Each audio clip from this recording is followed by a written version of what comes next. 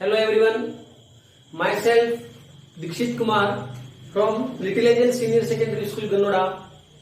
और आज हम फिर से लेकर आए हैं क्लास 11th केमिस्ट्री की क्लास, जिसमें हम ऑलरेडी वीडियो अपलोड कर चुके हैं, जिसके अंदर हमने बात करी थी some basic concepts of chemistry.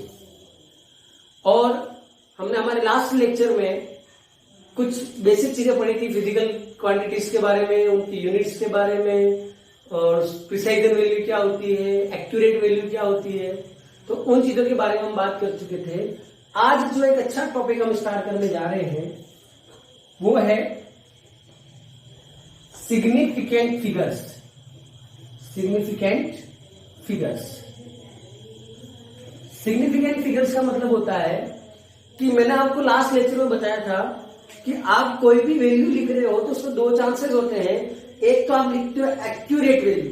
मैंने आपको एग्जांपल दिया था ह्यूमन वेट से, कि जैसे कि मुझे किसी ने मेरा वेट पूछा तो मैं कभी भी ये नहीं कहूंगा कि मेरा वेट 62.800 kg है, मतलब ये कि 62 kg 800 ग्राम है, ऐसा मैं कभी नहीं कहूंगा। मैं एग्जैक्ट वैल्यू बताता हूँ, 62 ग्राम, 63 ग्राम, 64 ग्राम, या 63 kg, 64 kg, 65 kg, इस तरीके से। तो 63, 64, 65 ये सब क्या है? ये प्रिसाइजन वैल्यू है। It is near by the accurate value. उसको हमने राउंड अप करके बता रखा है, और राउंड अप करने के रूल्स भी मैं आपको लास्ट लेक्चर में बता चुका हूं।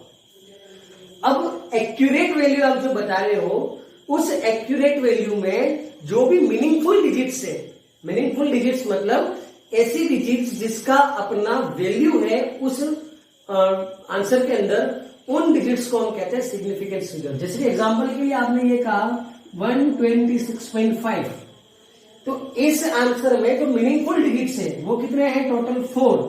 तो इसकी सिग्निफिकेंट फिगर्स हो गए 4। क्या हो गया? 4। तो सिग्निफिकेंट फिगर की डेफिनेशन क्या बताएंगे हम? The meaningful digits in a accurate answer are known as significant figures. जिन डिजिट्स की मीनिंगफुल डिजिट्स मतलब उनका अपना कोई प्लेस है, अपनी कोई एग्जिस्टेंस है, उनको हम कहेंगे सिग्निफिकेंस फिगर्स। आप कैसे डिफाइन करोगे सिग्निफिकेंस फिगर?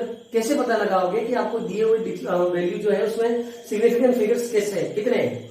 तो उसके लिए है कुछ रूल्स कि आप सिग्निफिकेंट फिगर्स कैसे पता लगाओगे।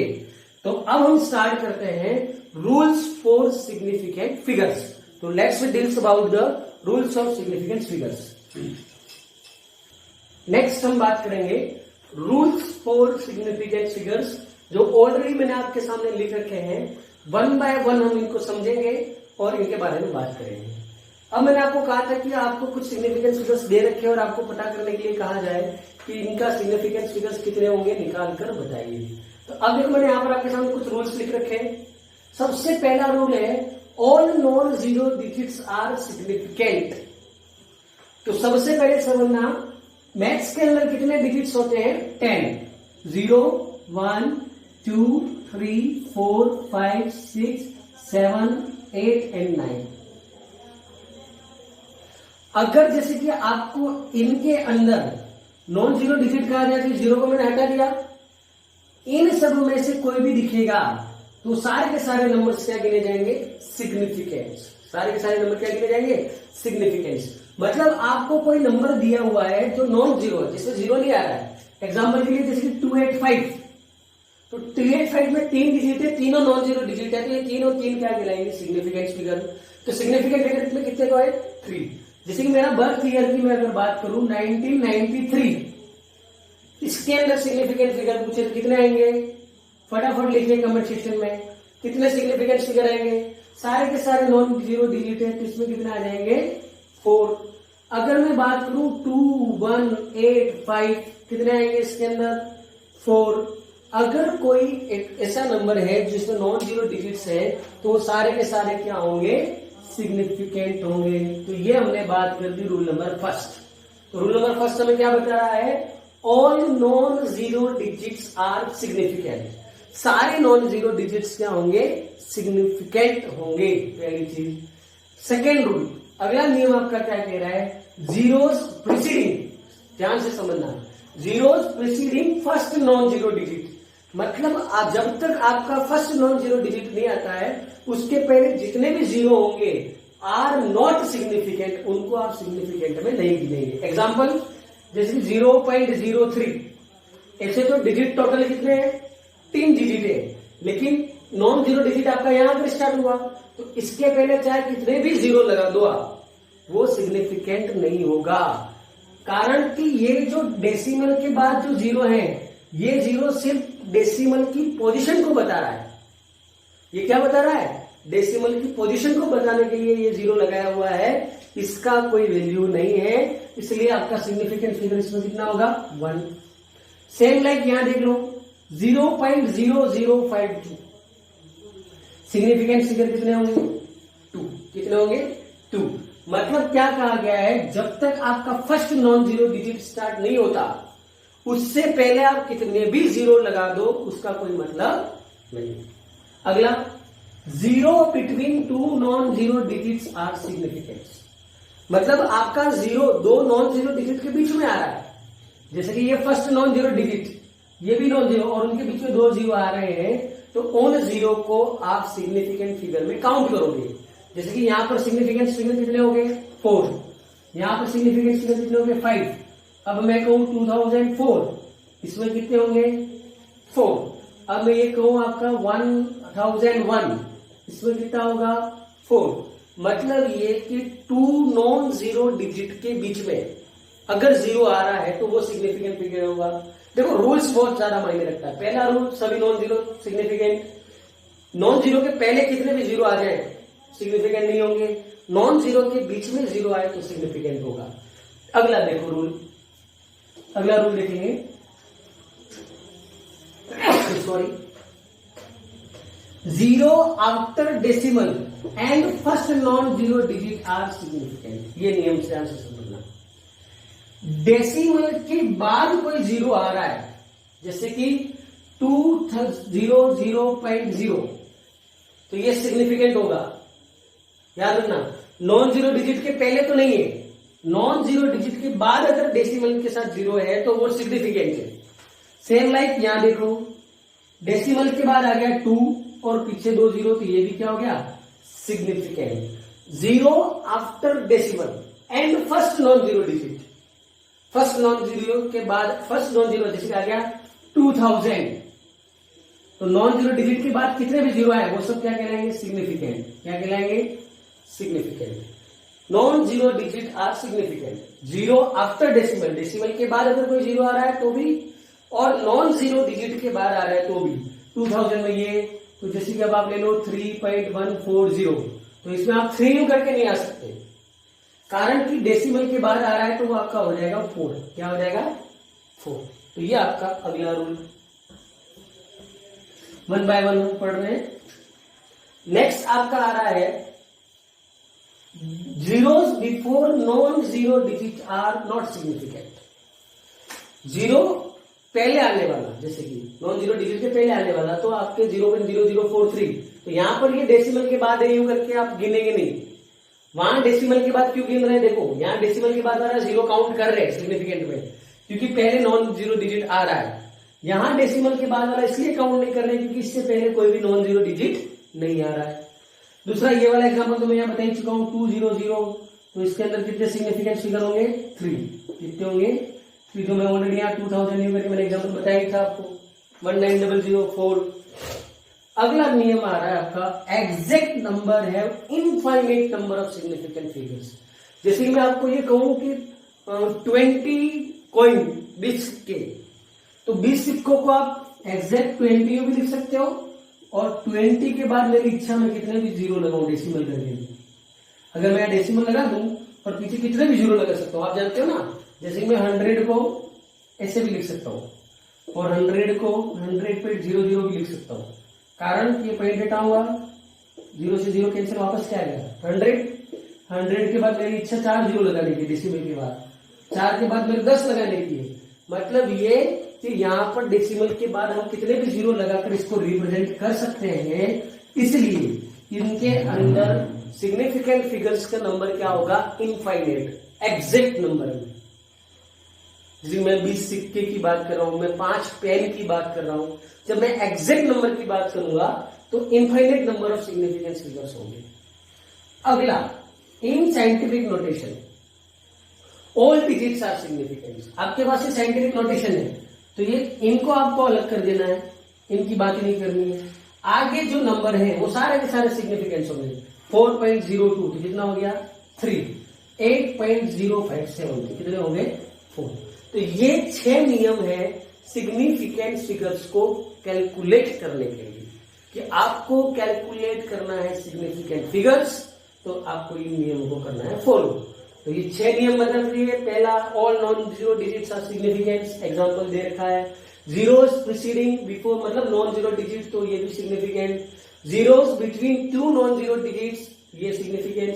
Zero after decimal and first non zero digit example दे रखे हैं। Zeros between 2 non zero digits, exact number है infinite significant figure and scientific notation all digits are significant.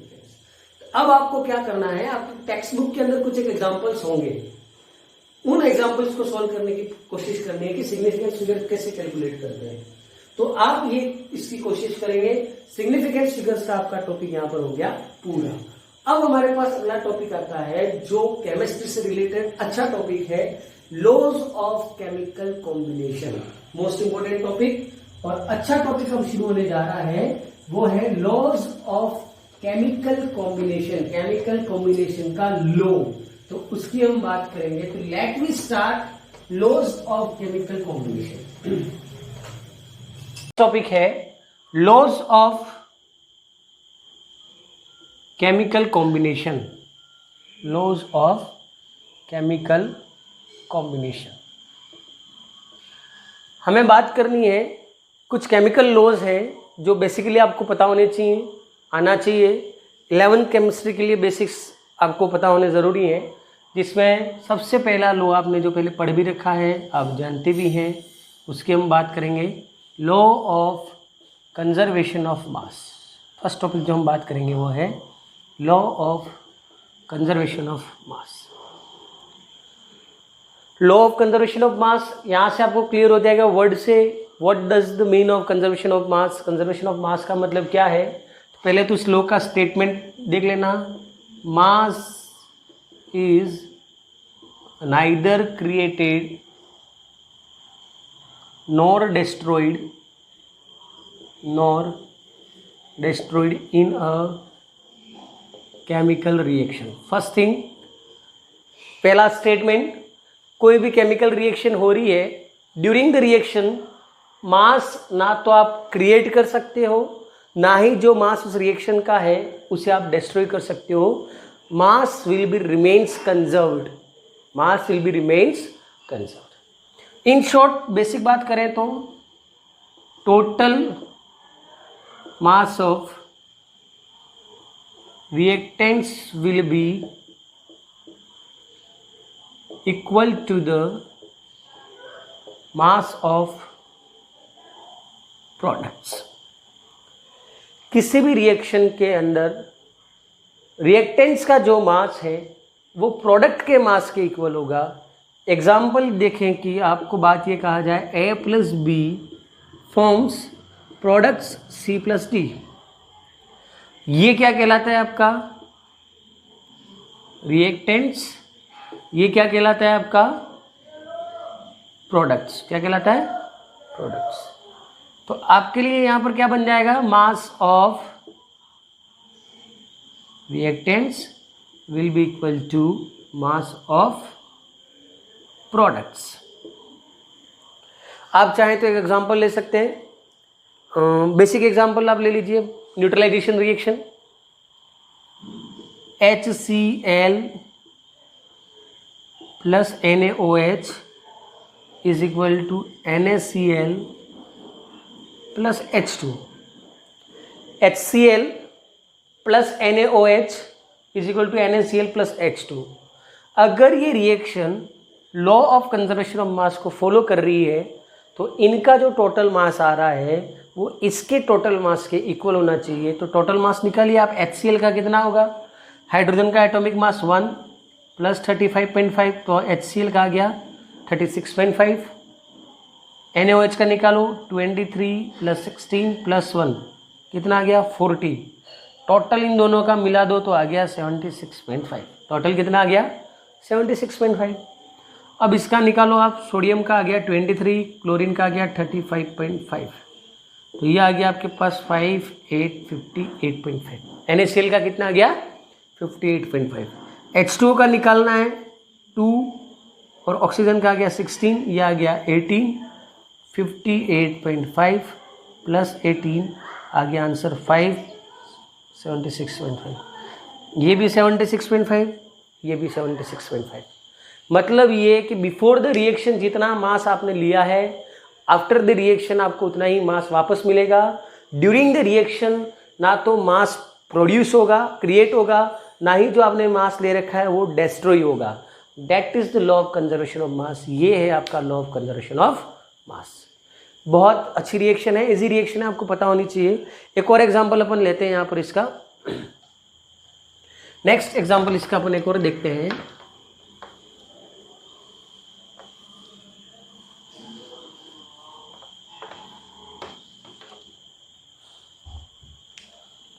जैसे कि आपने रिएक्शन करा दी, नेक्स्ट अपन एग्जांपल देखते हैं। बेसिक एग्जांपल है।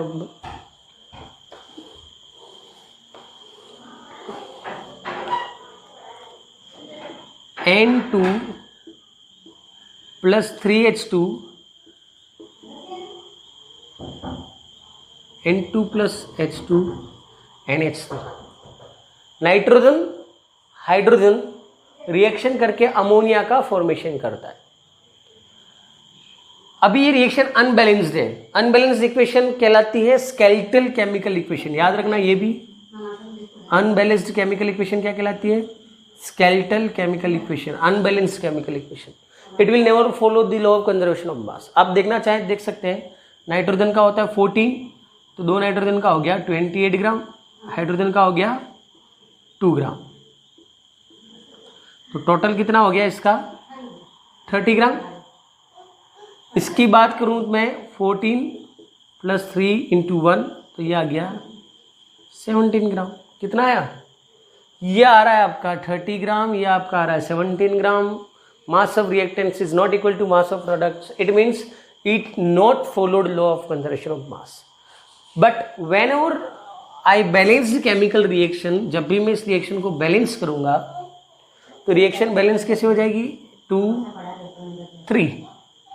अब देखो ये आ गया 28 ग्राम। ये कैसे आया वो मैं आगे सिखाऊंगा। आगे टॉपिक है हमारा एटॉमिक मास, मोलिकुलर मास। वहाँ अपन सीखेंगे इनका मोलिकुलर मास, एटॉमिक मास कैसे पता करते हैं। हाइड्रोजन का हो जाएगा 3 × 6 ग्राम, तो ये आ गया आपका 34 ग्राम। कितना आ गया? 34 ग्राम। यहाँ नाइट्रोजन का 214 + 3 × 1, 17 × 34 ग्राम। Now mass of reactants will be equal to the mass of products. Mass of reactants mass of product के इक्वल है। इसे हम कहेंगे लॉ ऑफ कंजर्वेशन ऑफ मास। क्या कहेंगे? लॉ ऑफ कंजर्वेशन ऑफ मास। तो ये आपका फर्स्ट लॉ है जो बेसिक है, बिल्कुल आपने पहले कई बार दूसरी क्लासों में पढ़ चुका है, तो उसकी मैंने आपको बात बताई, लॉ ऑफ कंजर्वेशन ऑफ मास। अब दूसरा टॉपिक आपका, दूसरा लॉ आ रहा है लॉ ऑफ डिफाइनेट प्रोपोर्शन। अगला टॉपिक है लॉ ऑफ डिफाइनेट प्रोपोर्शन। तो अगला टॉपिक अब मैं लेने जा रहा हूं, सेकेंड लॉ है लॉ ऑफ डिफाइनेट प्रोपोर्शन।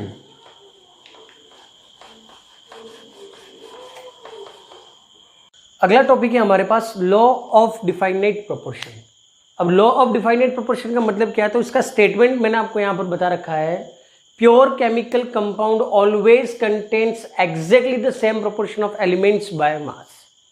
आपने कोई प्योर केमिकल कंपाउंड ले रखा है, उस कंपाउंड में जो भी एलिमेंट्स होंगे उनका जो मास होगा वो सेम प्रोपोर्शन में होगा। थोड़ा सा स्टेटमेंट से आपको समझ में नहीं आएगा, अपन एक एग्जांपल लेकर देखते हैं। मान लीजिए हम एग्जांपल ले रहे हैं CO2। एग्जांपल ले रहे हो आप CO2। अब CO2 ऑब्टेन करने के आपके पास कई सारे तरीके हैं। पहला, अगर आप कैल्शियम कार्बोनेट को बर्न करते हो तो आपके पास बनता है CaO + CO2। एक CO2 आपको यहां से मिल रही है। दूसरा CO2 ऑब्टेन करने का तरीका है आपको burning of natural gas CH4 + O2 तो ये बनेगा आपके पास CO2 प्लस H2O। एक CO2 आपके पास यहाँ से आ रही है। और मैं तीसरी CO2 की बात करूँ, तीसरी CO2 आपने निकाली है फायर एक्सटिंग्विशर से। कहाँ से निकाली है? फायर एक्सटिंग्विशर से। ध्यान से समझना, तीनों बार सोर्स ऑफ CO2 आपके पास अलग अलग है। यहाँ पर CaCO3 है, यहाँ पर नेचुरल गैस है, और यहाँ पर फायर एक्सटिंग्विशर से CO2 आ रही है। लेकिन आपको पूछा जाए कि CO2 के अंदर एलिमेंट्स कौन कौन से हैं? Carbon and oxygen, carbon and oxygen, यहाँ भी कार्बन एंड ऑक्सीजन। अगर मैं इनका रेशियो निकालूं तो कार्बन का एटॉमिक मास होता है 12, ऑक्सीजन का 32, 12, 32, 12, 32, 6, 16, 3, 8। ये भी क्या गया? 3, 8। ये भी क्या गया? 3, 8। इसका कोई मैटर नहीं है कि आपका सोर्स क्या है एलिमेंट का, आप कहीं से भी लाओ CO2। ये जो लो है वो ये कहना चाह रहा है कि किसी भी कंपाउंड के अंदर एलिमेंट्स का जो रेशियो है वो फिक्स होता है, रेशियो बाय मास। इसको हम क्या कहते हैं? Ratio by mass. तो देखो यहाँ CO2 कहीं और से आ रहा है, आप CO2 कहीं से भी ले आइए, लेकिन उसके अंदर कार्बन ऑक्सीजन का जो रेशियो बाय मास है वो होगा 3:8। तो यहाँ 3 एग्जाम्पल मैंने CO2 के आपके सामने बता रखे। अब मैं नेक्स्ट एग्जाम्पल आपको दे रहा हूँ वाटर का। नेक्स्ट एग्जाम्पल दे रहा हूँ वाटर का। ये एक CO2 का एग्जाम्पल तो मैं आपको दे चुका हूँ, बता दिया है। अगला जो एग्जाम्पल मैं आपके सामने लेकर आ रहा हूँ वो है वाटर। वाटर के बारे में हम बात करेंगे। तो अब पहला वाटर आप लेकर आ रहे हो फ्रिज से। कहाँ से लेकर आ रहे हो? फ्रिज से। तो फ्रिज से आपको क्या मिलेगा? आइस। फॉर्मूला क्या होगा? H2O। दूसरा आपने ले लिया है टैप वाटर। दूसरा आपने कौन सा ले लिया है? Tap water. उसका भी फॉर्मूला क्या होगा? H2O। तीसरा आपने ले लिया है स्टीम। उसका भी वाटर फॉर्मूला क्या होगा? H2O। और फिर आप ले आए हो सी वाटर। फिर आप ले आए क्या? सी वाटर। उसका भी फॉर्मूला क्या है? हर एक बार सोर्स आपके पास अलग अलग है। वन टाइम आइस, इसकी फिजिकल स्टेट सॉलिड है, इसकी लिक्विड है, इसकी फिजिकल स्टेट गैस है। फिजिकल स्टेट अलग अलग है बट केमिकल फॉर्मूला सेम है। अगर इनका रेशियो बाय मास निकालो आप, हाइड्रोजन का एटॉमिक मास होता है 1, 2 हाइड्रोजन का 2, ऑक्सीजन का 16, 2, 16, 2, 16, 2, 16। और ये याद रखना कॉम्पिटिशन एग्जाम पर्पज से, what is the ratio of mass between hydrogen and oxygen in a compound of water. Hydrogen और ऑक्सीजन का रेशियो बाय मास कितना होता है? 1:8। आप कहीं का भी ले आए वाटर, किसी भी फॉर्म में ले आइयो, लेकिन क्या होगा? हाइड्रोजन ऑक्सीजन का जो रेशियो बाय मास है वो फिक्स होगा 1:8। जब भी आप जाओगे वाटर के अंदर तो हाइड्रोजन ऑक्सीजन का रेशियो आपको फिक्स 1:8 में ही मिलेगा, कोई नया रेशियो ऑब्टेन होगा नहीं। तो ये आपका सेकेंड लॉ है, लॉ ऑफ डिफाइनिट प्रोपोर्शन। ये आपका second law, law of definite proportion. अब हम बात करेंगे थर्ड लॉ की। अब हम बात करेंगे थर्ड लॉ की। थर्ड लॉ है आपका law of multiple proportion. Third law है आपका लॉ ऑफ मल्टीपल प्रोपोर्शन। अब हम बात करेंगे हमारे थर्ड लॉ की, लॉ ऑफ मल्टीपल प्रोपोर्शन। इसके पहले हमने देखा था लॉ ऑफ डिफाइनिट प्रोपोर्शन। उसके बारे में 2 बात याद रखना।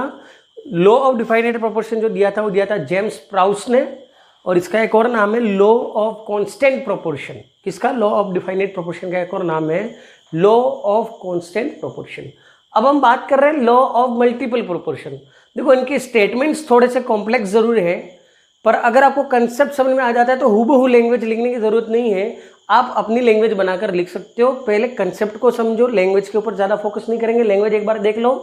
2 elements can combine to form more than 1 compound. पहली चीज क्या लिख रखी है कि 2 चीजें आपस में जुड़कर, जरूरी नहीं कि एक ही प्रोडक्ट बनाए, अलग अलग रेशो में जुड़कर अलग अलग प्रोडक्ट्स बना सकते हैं। The masses of one element that combine with fixed mass of other element are in the ratio of small whole number। Language को ऊपर फोकस नहीं करना है। अब एक एग्जांपल देखिए। अब मैं क्या कह रहा हूं? 2 एलिमेंट्स कैन कंबाइन, C+O क्या जुड़ रहा है? Carbon and oxygen combines to form more than 1 products. ये दोनों मिलकर एक तो बनाता है CO, एक बनाता है CO2। एक बनाता है क्या? CO, CO को हम कहते हैं कार्बन मोनोऑक्साइड, कार्बन मोनोऑक्साइड, और CO2 को हम कहते हैं कार्बन डाइऑक्साइड, CO2 को हम कहते हैं carbon dioxide. Carbon oxygen gets combined to form two products, CO carbon monoxide, CO2 carbon dioxide. फिर क्या कहा है, one element that combine with fixed mass of another element, मतलब इन दोनों में एक का मास तो फिक्स होगा। तो अब देखिए यहां पर कार्बन ऑक्सीजन का रेशियो अगर निकाल लेने के लिए कहा जाए तो कार्बन का एटॉमिक मास है 12 और ऑक्सीजन का एटॉमिक मास है 16। यहां पर कार्बन का कितना हो जाएगा 12 और ऑक्सीजन 2 है इसलिए हो जाएगा 32। ऑक्सीजन 2 है इसलिए कितना हो जाएगा 32। तो देखो ऑक्सीजन दोनों केस में ऑक्सीजन का मास अलग अलग आ रहा है लेकिन कार्बन का मास फिक्स है। तो अब तो इसमें अगर हम देखें तो क्या पता पड़ रही है, ऑक्सीजन के मास, यहां इस लैंग्वेज को समझना, ये किसकी बात हो रही है, the masses of one element, वो लाइन यहां मैच हो रही है। ये तो हिंट दी है कि किसकी बात कर रहे हो आप, the masses of one elements are in the ratio of small whole number, और किसके masses, that combines with fixed mass of other element. उन दो एलिमेंट की बात हो रही है जिनके मास अलग अलग हैं और जो फिक्स से जुड़ रहे हैं, मतलब इस ऑक्सीजन का मास और इस ऑक्सीजन के मास की बात करनी है। और देखो यहाँ ऑक्सीजन कार्बन फिक्स से कर रहा है कंबाइंड 12 और यहाँ ऑक्सीजन भी कार्बन, मतलब दोनों केसेस में CO एंड CO2 कार्बन का मास तो फिक्स है, तो that combines with fixed mass of other element. तो फिक्स मास से जुड़ने वाला कौन है, तो यहाँ ऑक्सीजन 16 के साथ है और यहाँ ऑक्सीजन 12 के साथ है। तो यहाँ ऑक्सीजन का 16 और इस 32 के रेशियो की बात हो रही है। तो इन दोनों का अगर रेशियो में निकालूं तो 16 और 32, तो ये रेशियो आएगा सिंपल होल नंबर रेशियो। क्या आएगा, it is simple whole number ratio, are in the ratio of small whole number, तो आ रहा है। तो ये कहलाता है लॉ ऑफ मल्टीपल प्रोपोर्शन, जिसके अंदर एक का तो मास फिक्स होगा, दूसरे का मास अलग अलग होगा, तो जो अलग अलग मासेज है उसका रेशियो जो है वो सिंपल होल नंबर में आएगा। एक आध दो एग्जांपल और देखेंगे तो आपको और क्लियर हो जाएगा। तो अपन एग्जांपल और देखेंगे इसके अंदर। तो नेक्स्ट एग्जांपल जो मैं बता रहा हूं वो एग्जांपल है hydrogen plus oxygen, H2 plus O2। तो इसमें भी दो चीजें बनती हैं, एक बनता है आपका H2O, एक बनता है H2O2। इसको तो हम कहते हैं वाटर, और ये आपका कहलाता है हाइड्रोजन परऑक्साइड, हाइड्रोजन परऑक्साइड। इसको अगर अपन क्लासिफाई करें, रेशो निकालने की बात करूं मैं, हाइड्रोजन इज टू ऑक्सीजन, और इसकी भी मैं बात करूं हाइड्रोजन इज टू ऑक्सीजन, तो हाइड्रोजन का रेशियो क्या आता है, हाइड्रोजन का रेशियो 1 हाइड्रोजन का 1, तो 2 हाइड्रोजन का आ जाएगा यहाँ पर 2 और ऑक्सीजन का 16। और यहाँ भी मैं बात करूँ तो 2 और यहाँ ऑक्सीजन भी 2 है, यहाँ जाएगा 32। तो इस केस में देखो हाइड्रोजन का मास दोनों केसेस में फिक्स है, ऑक्सीजन का मास अलग अलग आ रहा है। तो यहाँ पर भी आप चेक कर लो क्या आएगा, 16:32, क्या आ गया, सिंपलेस्ट होल नंबर रेशियो आया। मतलब ये कि जब कोई दो एलिमेंट आपस में मिलकर दो या दो से ज़्यादा कंपाउंड्स बनाते हैं तो उस केस में क्या होगा, तो उस केस में आपके पास जो अलग अलग मास वाला कंपाउंड है वो क्या कहलाएगा, सिंपल होल नंबर रेशियो में होगा। क्या होगा, सिंपल होल नंबर रेशियो में होगा। अब कुछ एक एग्जांपल और देखते जाओ। देखो जब तक लो क्लियर, लैंग्वेज के ऊपर फोकस नहीं करें आप, एग्जाम्पल देखें, जितने ज़्यादा एग्जाम्पल दे सकते हो। Example clear it means language तो आप खुद भी बना सकते हो। अब एग्जाम्पल ले लो आप, सल्फर प्लस ऑक्सीजन, ये क्या बनाएगा, एक तो बनाएगा सल्फर डाइऑक्साइड, एक बनाएगा सल्फर ट्राइऑक्साइड। क्या बने, सल्फर डाइऑक्साइड, सल्फर ट्राइऑक्साइड। तो इसमें सल्फर और ऑक्सीजन का रेशो, इसमें सल्फर ऑक्सीजन का रेशो, सल्फर का एटॉमिक मास होता है 32, ऑक्सीजन का हो गया, 2 ऑक्सीजन है तो 2 ऑक्सीजन का क्या हो गया 32। यहां सल्फर का 32 और 3 ऑक्सीजन का हो गया 48। 3 ऑक्सीजन का कितना हो गया 48। तो देखो सल्फर का मास फिक्स हो गया, तो लैंग्वेज देखते जाओ ऊपर, that combines with fixed mass of another element. तो ऑक्सीजन 32 के फिक्स मास से जुड़ रहा है, यहां भी ऑक्सीजन 32 के फिक्स मास से जुड़ रहा है, ऑक्सीजन का रेशियो अलग अलग है। अब आप ऑक्सीजन का रेशियो देख लो, 32:48, 2:3 आ गया simple whole number ratio. It means when two elements gets combined to form more than one compounds, the masses of one element that combines with a fixed mass of other elements are in the simple whole number ratio. उनका ratio हमेशा simple whole number में आएगा. आप कितने भी example देख लो. अब अगर आपको देखने हैं तो नाइट्रोजन के बहुत सारे ऑक्साइड्स बनते हैं. नाइट्रोजन ऑक्सीजन मिलकर बहुत सारे कंपाउंड बनाते हैं. देखना ध्यान से, नाइट्रोजन प्लस ऑक्सीजन, तो ये मिलकर क्या बनाता है? एक तो बनाता है NO, एक बनाता है NO2, एक बनाता है N2O, एक बनाता है N2O3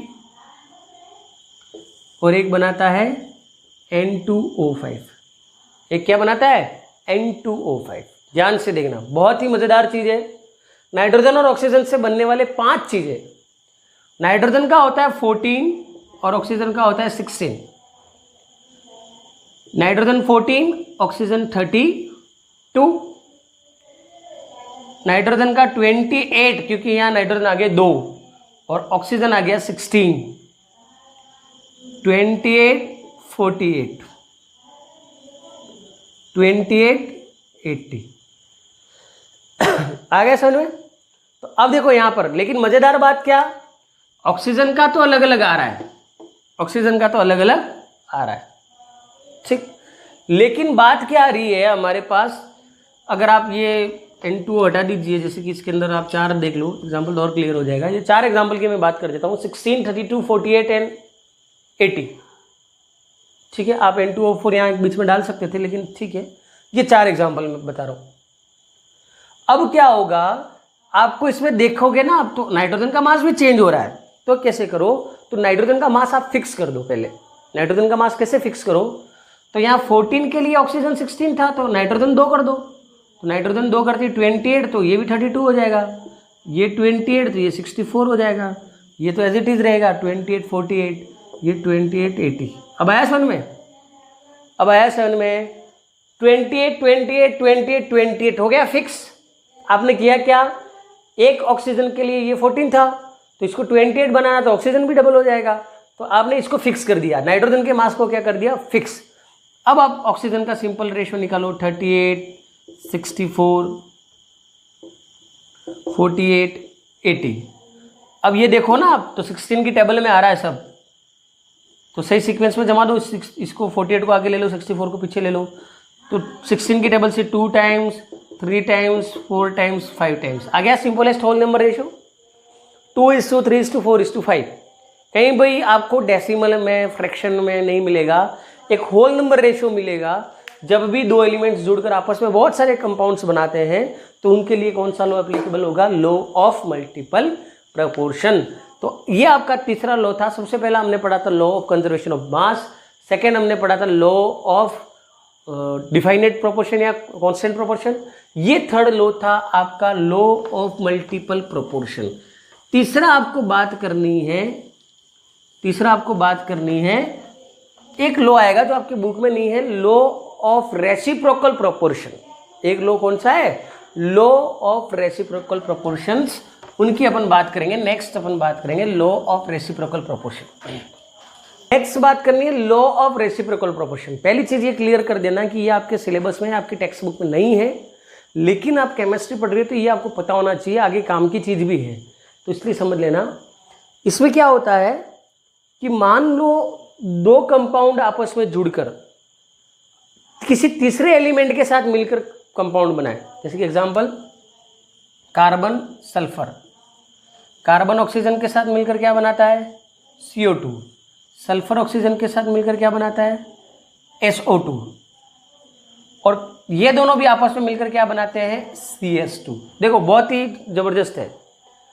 When 2 elements gets combined to third element to form different compounds. Carbon oxygen के साथ CO2, ये इसके साथ CO2. ध्यान से देखना. इसका अगर मैं रेशियो की बात करूं, किसकी बात करूं, इसके रेशियो की, तो इसका रेशियो क्या आएगा, कार्बन का 12 + 32, इसका क्या आएगा 32 + 32. ये क्या आ गया, अगर आप काटेंगे 6, 16, फिर 3:8, और ये क्या आ गया 1:1. क्या आ गया 1:1. 1। वो जब आपस में भी करेंगे कंबाइन, कार्बन एंड सल्फर, तो कार्बन का 12, सल्फर का 32, तो 64, और ये क्या होगा 332, क्या आएगा 3:32। तो इनके जब रेशो की बात आए तो आप देखो इनका जब रेसिप्रोकल रेशो चेक करोगे कि जब ये दोनों इनसे कंबाइन करेंगे तो इनसे कंबाइन करने के बाद जो रेशो बन रहा है, तो आप देखो इसको करिए 3/8/3/32, तो ये क्या आएगा 3/8 इंटू 32/3, तो ये क्या गया 4:1, 4:1। मतलब इसका रेसिप्रोकल रेशो जो मिलेगा वो भी एक सिंपल होल नंबर रेशो मिलेगा। थोड़ा सा कॉम्प्लेक्स है, आप डायरेक्ट समझ सकते हो। इनके कॉम्बिनेशन से जो प्रोडक्ट बन रहा है वो और इसका वापस आपस में एक सिंपल होल नंबर रेशो आपको मिलेगा। ये है लॉ ऑफ रेसिप्रोकल प्रोपोर्शन। ये सिलेबस नहीं था लेकिन थोड़ा अलग था, इसलिए मैंने आपको बता दिया। फोर्थ लॉ आपको जो अलग बात करनी है, जो आप 11th क्लास के लिए आगे 5th chapter states of matter में भी पढ़ोगे, वो है गे-लुसेक्स लॉ। अगला कौन सा है, गे-लुसेक लॉ। तो अब हम बात करेंगे नेक्स्ट फोर्थ लॉ की, Gay Lussac's law. Next, Gay Lussac's law of gaseous volume. तो पहली चीज तो ये क्लियर है, लॉ किसने दिया था, Gay Lussac's was a scientist which propose this law. किससे रिलेटेड दिया था, तो वो भी क्लियर है, गैसियस वॉल्यूम से रिलेटेड। किससे रिलेटेड दिया था, तो उन्होंने ये कहा था कि मान लो कोई केमिकल रिएक्शन अगर आपके पास आती है तो जिसमें दो केस हो सकते हैं। पहला case, when gases are combined, या तो दो चीज होगी जब दो गैसेस रिएक्ट कर रही है, gas plus gas, case first, case first, ये दोनों क्या है, रिएक्टेंट्स। दूसरा केस क्या का है, और प्रोड्यूस्ड। मान लो क्या हुआ, केस 2, गैस प्लस गैस, ये क्या बना, प्रोडक्ट। ये क्या बना, तो दो केस की बात हो रही है कि गैस प्लस गैस, या तो आपके पास रिएक्टेंट है, मतलब दो गैसेस आपस में रिएक्ट करने जा रही है, या मान लो किसी रिएक्शन के अंदर दो गैसेस का फॉर्मेशन हुआ है, दो गैसेस बनी है। उस केस में उन गैसेस के बीच का जो रेशो होगा वो रेशो एक सिंपल रेशो होगा। क्या होगा, सिंपल रेशो। बहुत अच्छा एग्जांपल एक मैं बता रहा हूं, N2 plus 3H2 forms 2NH3। यहां पर नाइट्रोजन भी गैस है, हाइड्रोजन भी गैस है, तो ये क्या हो गया, व्हेन टू गैसेस कंबाइन, दो गैसेस कंबाइन होने जा रही है, उसका एग्जांपल। और क्या का, रेशियो बाय वॉल्यूम। इनका रेशियो क्या निकालोगे आप, रेशियो बाय वॉल्यूम की बात करोगे, लेकिन इसके वॉल्यूम तो आपको पता ही नहीं है। इसका वॉल्यूम क्या आपको पता है, तो जब इसके वॉल्यूम की, ये खास बात याद रखना, वॉल्यूम नहीं पता है तो आपका स्टोइकियोमेट्रिक कोएफिशिएंट जो होगा वो आपका क्या शो करेगा, वॉल्यूम। N2 के आगे कुछ नहीं लिखा हुआ है तो ये कितना माना जाएगा, 1। तो 1 को इसको क्या मान लोगे आप, 1 लीटर। क्या मान लोगे, इसके स्टोइकियोमेट्रिक को ही लीटर में आप मान लेंगे। और यहां पर आगे 3 है तो इसको क्या बोलोगे, 3 लीटर। इस रिएक्शन को आप कैसे रीड करोगे, तो 1 litre of nitrogen gets reacts with 3 litre of hydrogen to form 2 litre of ammonia. क्या बनाता है, 2 लीटर ऑफ अमोनिया। तो इन गैसेस का रेशियो देख लो, 1:3। क्या गया, 1:3। और देख सकते हो, hydrogen plus oxygen both are gaseous to form H2O। इनका रेशियो देख लो, 2:32, 1:8। लेकिन ये तो रेशियो बाय मास है, ये क्या है, रेशियो बाय मास। और यहां क्या कहा, रेशियो बाय वॉल्यूम। तो यहां पर आप 2 और 32 नहीं लोगे, इसका स्टोइकियोमेट्रिक कोएफिशिएंट क्या, 1, इसका स्टोइकियोमेट्रिक कोएफिशिएंट क्या, 1। तो याद रखना, बहुत बड़ा कंफ्यूजन यहाँ। अगर आपको पूछता है what is the ratio by volume of hydrogen and oxygen in water, तो 1:1। अगर आपको पूछता है रेशियो बाय मास, तो क्या आएगा, 1:8। ध्यान से समझना, गे-लुसेक लॉ क्या कहना चाह रहा है। अगर इसका कोई भी आप किसी रिएक्शन को देखकर उसका वॉल्यूम बता सकते हो क्या, नहीं बता सकते हो। तो कोएफिशिएंट का मतलब तो जानते हो, जैसे कि 2x², तो यहाँ 2 क्या है, x² का कोएफिशिएंट। तो मतलब ये कि अगर आपको वॉल्यूम नहीं दे रखा है तो रिएक्शन के अंदर आगे जो जुड़ा हुआ कोएफिशिएंट है उसी को हम लीटर में मान लेते हैं। नाइट्रोजन के आगे कुछ नहीं लिखा है तो हमने उसको 1 मान लिया, हाइड्रोजन के आगे 3 लिखा है तो ये 3 लीटर हो गया, तो यहाँ 1 लीटर 3 लीटर तो 1:3 आ गया रेशियो बाय लीटर। यहाँ इन दोनों के आगे कुछ नहीं लिखा है तो 1:1 मान लिया, तो इसका रेशियो आ गया 1:1। This is known as Gay Lussac's law of gaseous volume, कि जब भी दो गैसेस कंबाइन होंगी या प्रोड्यूस होंगी in a simple chemical reaction, they do so simple ratio by volume provided by the all gases at same temperature and pressure. Same temperature और pressure के ऊपर इन गैसेस का वॉल्यूम सेम आएगा, तो सिंपल रेशियो में आ रहा है। तो ये था आपका Gay Lussac's law of gaseous volume. अब आपका केमिकल गैसेस लॉ का last topic Avogadro law, last topic है आपका आवागाद्रो लॉ। तो अब हम बात करेंगे 5th law of chemical properties, जिसकी नाम है Avogadro law. 5th law and last gaseous law आपका आवागाद्रो लॉ बहुत इजी है, सिंपलेस्ट, इसकी लैंग्वेज भी बहुत ज़्यादा easy. It states that under similar condition of pressure and temperature, मतलब मैं ये कहूँ कि प्रेशर और टेम्परेचर को मैं मेंटेन रखूँ, कांस्टेंट कर दूँ सेम टेम्परेचर एंड प्रेशर के ऊपर, equal volume of all gases. जैसे कि मैं कुछ गैसेस ले रहा हूँ, मैंने ले लिया मान लो ऑक्सीजन, नाइट्रोजन, ठीक है, फिर मैं ले रहा हूँ CO2 और भी कोई ऐसे ऐसे अलग अलग गैसेस ले रहा हूँ।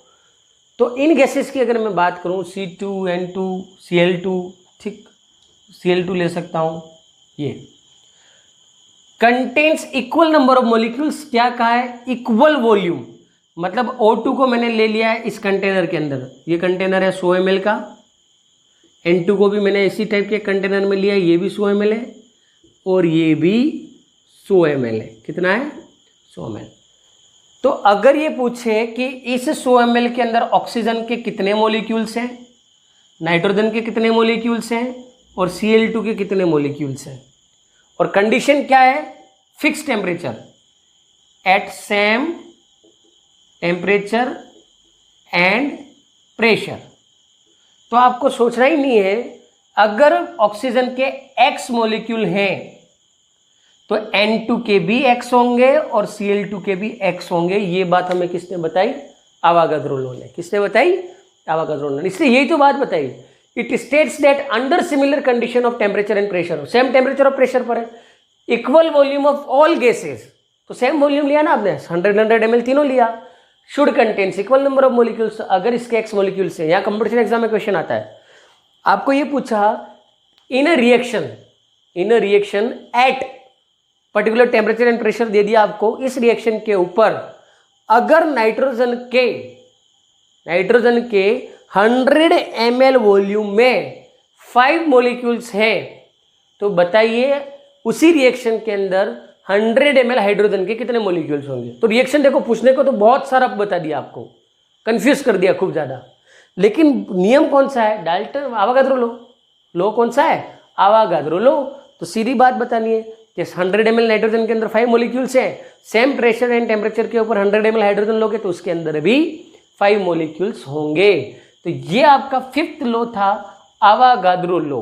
5th लॉ, आवागाद्रो लॉ, तो जिसने क्या बताया, it states that under similar conditions of temperature and pressure, equal volume of all the gases should contain equal number of molecules. Next हम बात करेंगे, अब इसके बाद कुछ टॉपिक हम स्टार्ट करेंगे हमारी अगली क्लास के अंदर। आज की क्लास को हम यहीं समाप्त करेंगे। अब लेकिन कुछ बातें ध्यान रखनी है, आपकी ऑनलाइन क्लासेस अभी फिजिक्स और केमिस्ट्री की चल रही है, बायो की क्लास आपकी लाइव चलेगी। अभी रिसेंटली कुछ दिनों से नेट का बहुत बड़ा इश्यूज था, तो आपके सारे वीडियो रिकॉर्ड हो चुके हैं, पेंडिंग है, 1 बाय 1 फटाफट अपलोड होंगे अब, इसलिए आप रोज का रोज वीडियो देखते रहें।